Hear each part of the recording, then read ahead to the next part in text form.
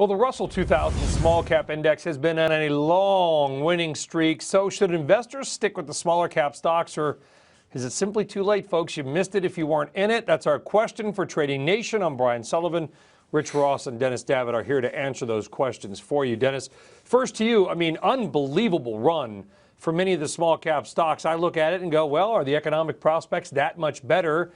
Maybe they are. Do you think the index is overbought, or does it have more to go?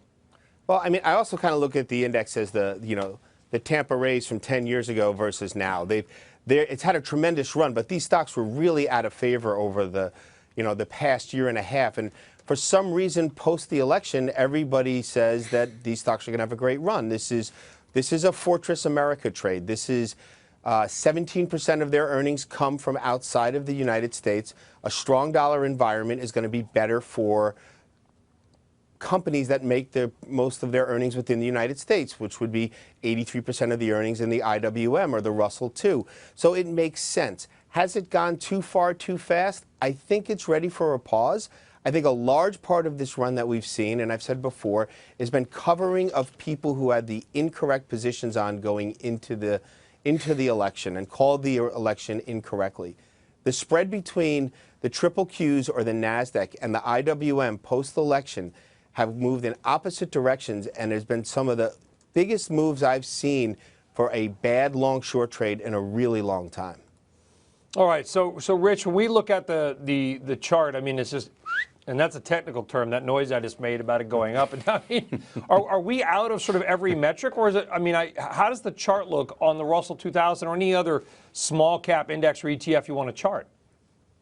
Yeah, Brian, it's been a pretty nice little year this month for small caps. They've come up very big, up almost 12% on a month-to-date basis. And as Dennis alluded to, that's 8% more than the S&P 500. Clearly, this is a pro-U.S.-centric, pro-Trump trading strategy. And the technicals suggest it's a strategy that's poised to continue here, Brian. When you look at this chart, think of this tagline: overbought, but not over in terms of the move. Look at this chart over the last 18 months, a beautiful base breakout. Now, when you look at that straight line move higher, 16% from just the days prior to the election, it looks like it's sort of too good to be true, but I think we'll see a consolidation here, and that will ease those overbought conditions. Now, when we zoom out, we get a little sense for where we could be going. I think this is where it gets interesting.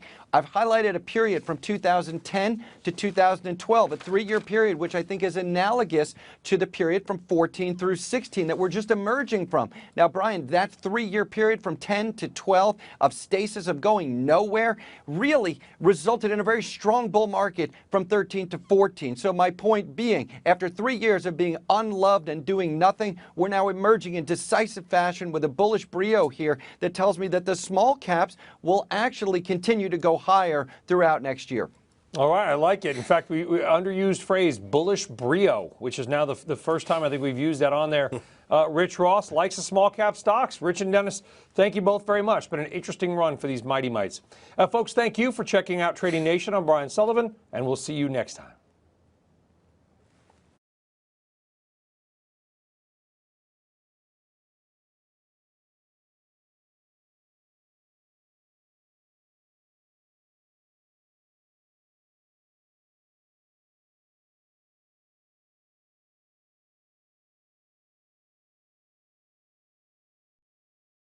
Hey there, thanks for checking out CNBC on YouTube. Be sure to subscribe to stay up to date on all of the day's biggest stories. You can also click on any of the videos around me to watch the latest from CNBC.